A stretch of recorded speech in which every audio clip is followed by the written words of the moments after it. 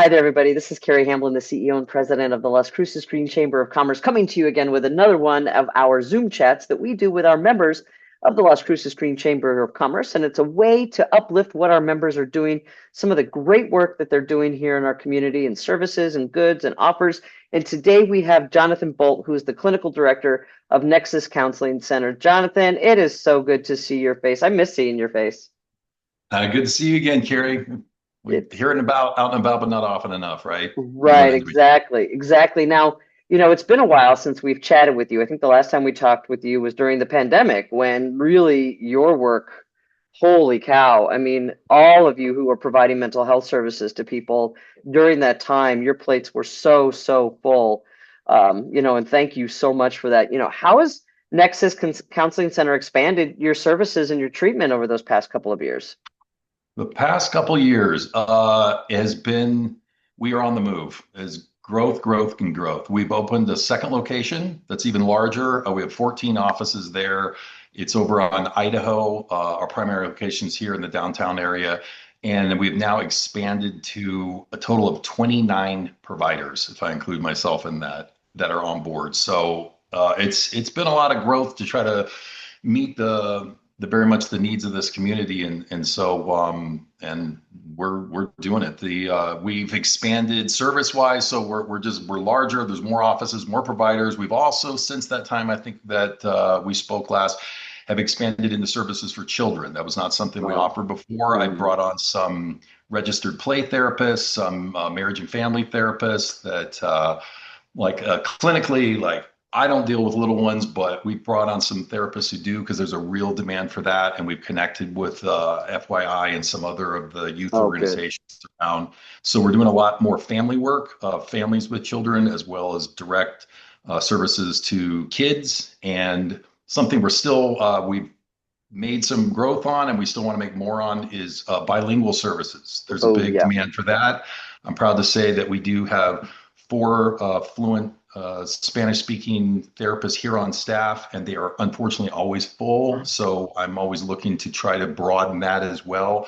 There are a lot of members in our community that are more comfortable with therapy and expressing personal things in their native language, and we want to be able to have that as part of what we provide, and we do. But there's even more of a need for it. So those are some of the ways that it's just we're just growing bigger out, trying to offer more, and to be able to say yes to more people that call in looking for counseling. On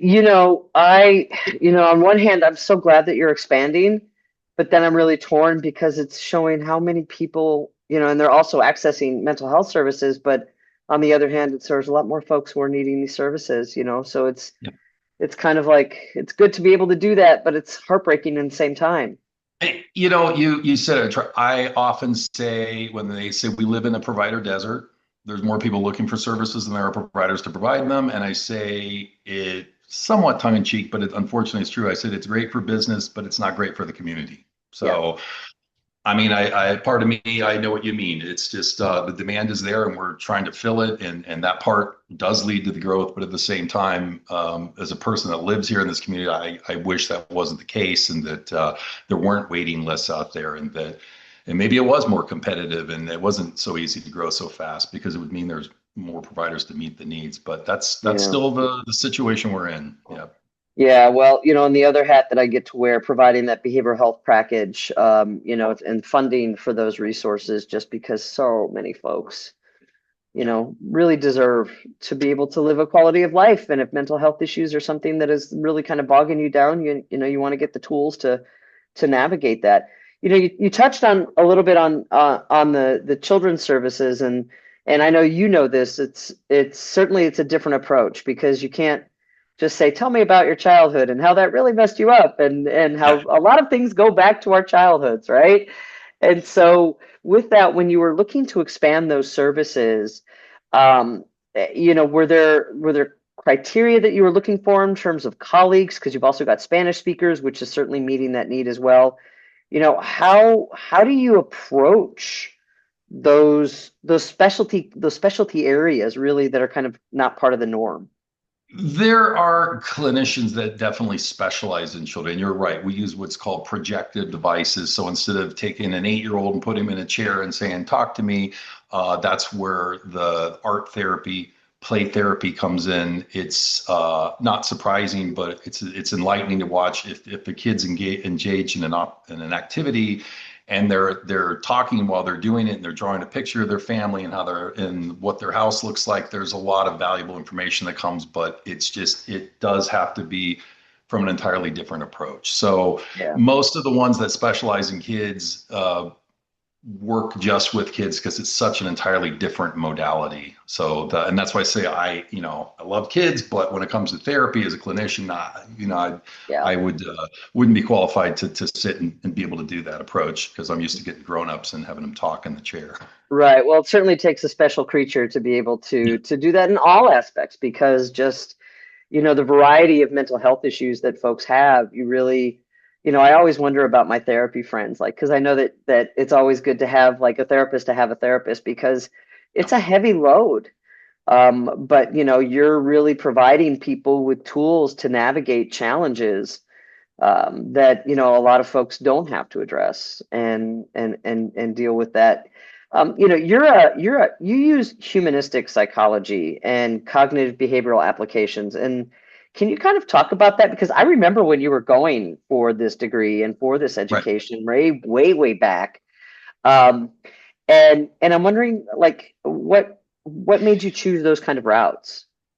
Well, I mean, those are questions. Of course, I could go on for an hour, but being humanistic, the foundation of humanistic psychology is that each person is really the expert in their own lives, and they may feel lost, they may feel like they don't have they're maybe turning externally for the answer. But as I like to tell clients, I said, you are the world's leading expert on how you feel, what your own intentions are, what your own drives and desires are. Sometimes it can feel muddled because you're so close to it, but each client that comes in is, as I said, the world's leading expert on themselves. And sometimes it just takes, encouraging them to stand back and look at it from your perspective and getting them to be able to see themselves in it. But it's the belief that they actually have the answers. We're not there to provide them or give advice or say, well, this is what you're doing wrong or right. It's just to guide them to. A lot of them will say, God, I sort of knew that already. And when that light bulb goes off, that's a cornerstone of that.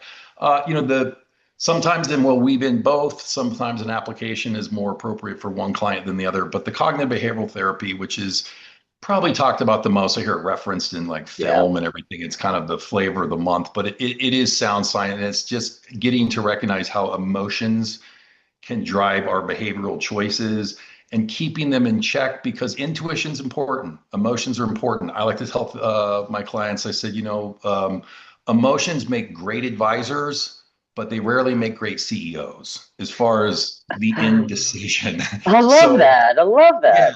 you do need to tune into it. If your gut's telling you something, there's a reason for it, but we can't get too lost in that and they can distort how we view reality, which leads to people, catastrophizing or personalizing or some of those things where people get in ruts where they get down on themselves and feel like it's something is because of them when sometimes it's just if you stand back and look at it objectively, your feelings are guiding you to seek to color the way you perceive something.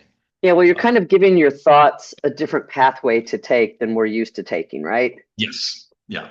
As somebody who has had therapy, so I'm a big fan of Yep. what you do, and I think, if you've got access to it, and even if you don't have access to it, please use it because it will make things a whole lot easier. And you're Uh, right. Therapists need therapy. I was going to throw in there that my caseload is smaller now because I'm pulled in a lot of directorly duties, uh, and but I've had and still do have had several clinicians have clients of my own. So not that I set out to be the therapist, but at one point I think I had as many as five that were either mhm. psychologists or other therapists or even psychiatrists that yeah, it's a taxing profession and they need a place too to go. Yeah. So Well, and given that you expanded so much, I mean, was that something that kind of, as we finish up, is that something that kind of happened that like you realized overnight, oh my gosh, we've got to grow? Or was this something that happened over time and you started like looking? Because I'm wondering, like, how do you find these other clinicians who are willing Um, to join your practice? I'm proud to say that a lot of it is word of mouth from the clinicians that do work here. They have colleagues from school and they say, boy, I don't know if I'm at this the right fit where I'm at, or that it's a hospital or an agency or something like that. And they say, well, that you should, I like where I'm at. And I'm proud to say that a lot of the clinicians we've found has been for people that do work here saying, this is a great place to work. I like their ethos. I like their philosophy. And so a lot of them we found that way. We've never gone looking or recruiting ever. They literally knock on our door most of the time. Some of them, we have an internship program with Mm, NMSU, with UTEP, even with Western. Some of them come in as interns and they're students and they're finishing things off and they're very impressive. And we've had several cases where once they graduate and get licensed, they continue on and stay here as yeah, providers that are licensed. So that's a great way to too. I didn't set out to say, let's grow this fast, but part of it was we don't like saying no. And we don't like when people call in, I don't want to say you're on a 2 week, on a 2 month waiting list. right. So my response to that was, well, let's just get more providers then. And then that's how it kept kind of growing because we just don't like in the front office to be able to say, I'm sorry, there's a 2 month wait. Yeah. We really Well, strive and not to. for many, 2 months is literally life changing or Oh, altering. So, it that's hard. And so I'm so grateful. So when this is a question that I didn't give you in advance because I usually try to do that, but I'm wondering, when somebody is talking about whether or not they should do therapy, do you prompt them with questions to kind of come up with that answer to see if they do or they don't? you mean if they're contemplating, is this for me? Okay. Well, I do take, some people say everyone can benefit from therapy. And I say, well, I don't know about everyone. It's not necessarily going to meet the needs of every single person through the door, but I have had people that are surprised. We like to dispel the myth that you need to wait until you're in crisis or that you need to wait until there's a horrifically tragic event or something like that, or that you have a condition or something like that. That sometimes it's just a matter of helping someone through a transitional period, like Yeah. or something like that. And what I like to say is, unlike surgery or medication, there's very little risk in just giving it a try. I Right. mean, I like to tell clients I've had some people leave the office and say, this really didn't do much for me, and that's fair. Most of them, thankfully, say I got something out of it. But I've never had one person say I actually feel worse now. Yeah. So that's what I like to encourage people to do. It is talk therapy. I would like to say the worst that's going to happen is they might say, and even then I'd say, well, maybe it's not a good fit. Maybe it's not that therapy isn't the answer. Maybe it's just not this particular person. And we try to be good about that here too, that we encourage clients. No questions asked. You don't have to explain yourself. We won't say, oh, gee, well, everyone else likes them. We just say, if you'd be interested, we compare you with something else. We're all professionals and some click with some people and some you don't. Even though it's a professional relationship, we're still people. Yeah. So I always say if it's something that is long term kind of weighing heavy on me, and I can't find the tools on my own to navigate that, I'm going to go to somebody who knows about other tools that I don't know about yet that would be really helpful for me. right. Yeah, Not yeah. necessarily all the answers, but perhaps just a few that you It just didn't gets you see. on that road. Right, right. Absolutely. Jonathan, it's always so lovely, and I'm so grateful for you and your crew, because access to mental health services shouldn't be a barrier for anybody. And I'm really glad that you're able to do that. And if you'd like to know more about the services at Nexus Counseling Center, you can see their website either above or below, all depending on what platform you're on. And if you'd like to do a Zoom chat because you're a member of the Green Chamber and would like to uplift what you are doing as a business or person or nonprofit in this community, go ahead and private message me here and we'll schedule that out. Jonathan, it is so lovely. Give my love to Heather and all of our crew that we mutually know, and I know that we will see you soon. Okay, sounds great. Thank All you, Carrie. right. Bye.